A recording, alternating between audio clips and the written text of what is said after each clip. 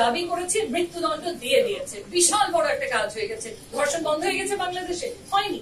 আমরা এখানে বসে তো অনেক কিছু বলতে পারি, বাট আলটিমেটলি ডিসিশন তো জনগণের উপরে। আর এখানে মিডিয়া প্রেজেন্ট আছে, তো কিছু জিনিস জানাটা প্রয়োজন যে কেন আমরা নারীদের অংশগ্রহণ বাড়ানোর জন্য অনেকে ভাবতে পারে এত লাফালাফি করছি। যে এটা খুব বেসিক কিছু কথা, কিন্তু এটা জানাটা অত্যন্ত গুরুত্বপূর্ণ। সংসদের সাংবিধানিক দায়িত্বটা কি? সংসদের সাংবিধানিক দায়িত্বটা হচ্ছে আইন প্রণয়ন করা। তো এই আইন প্রণয়ন করার যে প্রক্রিয়াটা, এটার মানটা কি কোনোভাবে বাড়বে যদি সংসদে নারীর অংশগ্রহণ বেড়ে যায়? অবশ্যই বাড়বে। এটা আমার বক্তব্য না, এটা ইলেকটোরাল রিফর্ম কমিশনের বক্তব্য না, এটা আমাদের এখানে রাজনৈতিক দলের নেতারা আছে ওনাদেরও না। টাইম এন্ড এগেন গবেষণার প্রত্যেকটা গবেষণা একই জিনিস ইন্ডিকেট করছে। এটা কিন্তু আমাদের সাধারণ মানুষের কাছে পৌঁছে দিতে হবে যে ওনাদেরও লাভ আছে। নারী বাড়লে শুধু যে আমাদেরই ক্ষমতায়ন হবে তা না, এখানে সবার লাভ আছে। সবার লাভ আছে কারণ এই লেজিসলেটিভ প্রসেস বা ল মেকিং যে প্রসেসটা আছে সেটার কোয়ালিটি বাড়বে, সেটার মান বাড়বে। এরকম অনেক ইস্যুস আছে, যেরকম ধরেন health care, education, gender based violence, child care, যেগুলো প্রাধান্য পেয়েছে অনেক দেশে বিশ্বের, কারণ তাদের নারীর অংশগ্রহণ সংসদে বেড়েছে। শুধু এটা নাই, যে প্রক্রিয়াটা, যে আইন প্রণয়ন করার প্রক্রিয়াটা, কারণ আমরা তো সংসদে তাদের রেপ্রেজেন্টেশন বাড়ানোর কথাই এখন বলছি। এই প্রক্রিয়াটারও কিন্তু ধরনটা পাল্টে যায় যখন নারীদের পার্টিসিপেশন সংসদে বাড়ে।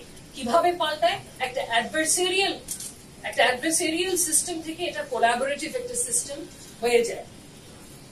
তো নানাভাবে কিন্তু বেনিফিট আছে নারীর অংশগ্রহণ যদি সংসদে বাড়ানো যায়।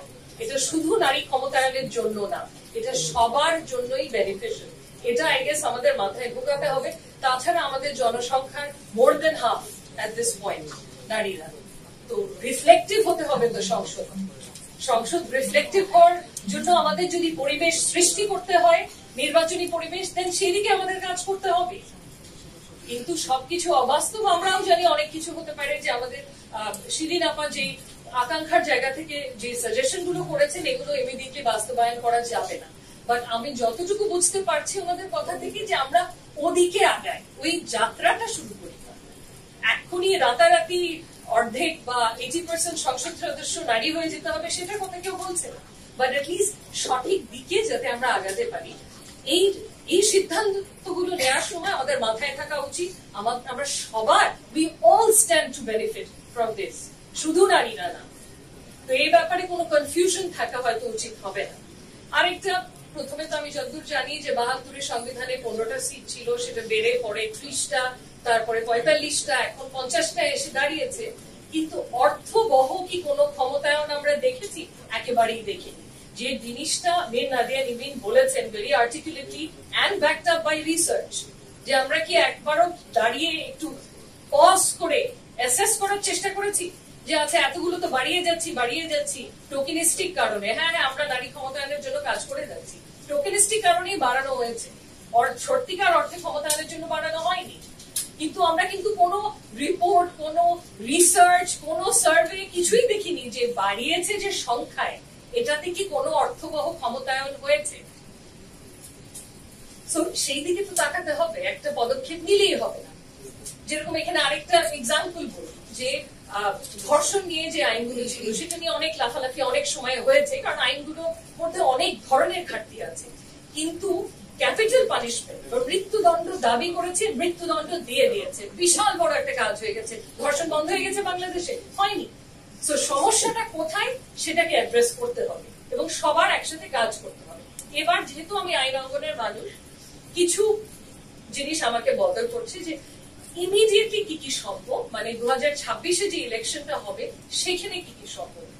তো যেটা আমার মনে হচ্ছে, প্রথমত আরপিও সংশোধনের মাধ্যমে রাজনৈতিক দলগুলোর ওপর অব্লিগেশনস করাটা অ্যাবসলিউটলি পসিবল। কারণ আমরা দেখে যাচ্ছি অন্তর্বর্তীকালীন সরকার আমলে কিন্তু অর্ডিন্যান্স জারি করে করে আইন সংশোধন করা হচ্ছে। তো সেটার দিকে কিন্তু আমরা ইমিডিয়েটলি তাকাতে পারবো। তো রাজনৈতিক দলগুলোর উপরে যাতে নারী নেতৃত্ব এরা ডেভেলপ করতে পারে সে ধরনের কিছু লিগ্যাল অব্লিগেশনস ইম্পোজ করা যেতেই পারে আরপিও সংশোধনের মাধ্যমে। আরেকটা হচ্ছে ট্রান্সপারেন্সি দরকার। কি ভিত্তিতে এতদিন এই রিজার্ভ সিটস গুলোতে নারীদের মনোনয়ন হচ্ছিল? মানে এমন কিছু মনোনয়ন দেখেছি আমি যেটা অ্যাকচুয়ালি খুব অপমানজনক মনে হয়েছে নিজের কাছে নারী হিসেবে। এর থেকে বেটার নারী ক্যান্ডিডেট কি ছিল না বাংলাদেশে? আশেপাশে তো বহু যোগ্য নারী দেখি, কিন্তু মনোনয়নটা হয়েছে দলীয় স্বার্থের কারণে। কারণ মনোনয়নের কোনো বেসিস ছিল আগে, আমরা তো সবাই জানি কোনো বেসিস ছিল না। মেধার ভিত্তিতে তো মনোনয়ন হতো না। রাজনৈতিক দলের নেতার সাথে আমার বন্ধুত্ব আছে, নেত্রীর সাথে আমার বন্ধুত্ব আছে, আমি ওর ভাগনা ওর ভাগ্নি, এই বেসিসে মনোনয়ন গুলো হতো। তো সুনির্দিষ্ট কিছু রুলস যদি প্রণয়ন করা যায়, রুলস ও না অ্যাকচুয়ালি আরপিওর মধ্যেও এ ব্যাপারে কিন্তু থাকতে পারে প্রভিশনস, যে কোয়ালিফিকেশনস গুলো প্রত্যেকটা দলের গঠনতন্ত্রে থাকতে হবে, যে কি ভিত্তিতে তারা নারী সদস্য মনোনয়ন করবে। কোয়ালিফিকেশনস গুলো যাতে বেসিক কোয়ালিফিকেশন ক্রাইটেরিয়া মিট করে, যেটা হয়নি বেশিরভাগ সময়। আর আরেকটা দিকে যেটা আমরা তাকাতে পারি, যেটা এখন আমার মনে হয় না আমরা তাকাতে পারবো, সেটা হচ্ছে সংবিধানের অনুচ্ছেদ 65-তে 65-এ সংখ্যাটার কথা বলা আছে 50টা, প্রক্রিয়াটার কথা বলা আছে প্রপোর্শনাল রিপ্রেজেন্টেশন, মানে 300 জন যারা নির্বাচিত হয় ওনারা সিলেক্ট করবেন, নমিনেট করবেন। এইদিকে এটা পরিবর্তন করতে হলে আমাদের সংবিধান পরিবর্তন করতে হবে। সংবিধান পরিবর্তন বা সংশোধন করতে হলে আমাদের নির্বাচিত সরকার দরকার। আনলেস এখন একটা ঐক্যমত স্থাপন করতে পারে যে গণপরিষদের মাধ্যমে সংবিধান পুনর্লেখন বলেন বা সংশোধন বলেন, যেটাই বলেন সেটা করা। তো যদি গণপরিষদের অ্যাভিনিউটা বন্ধ হয়ে যায়, যেটা আমাদের মাননীয় চিফ অ্যাডভাইজার বলেছে যে পুনর্লেখন হয়তো করবেন না ওনারা, সেক্ষেত্রে কিন্তু এই সংখ্যাও এখন বদলাতে পারবে না 2026-এর ইলেকশনে, এবং এই পদ্ধতি ডিরেক্ট ইলেকশনও সম্ভব হবে না 2026-এর ইলেকশনে।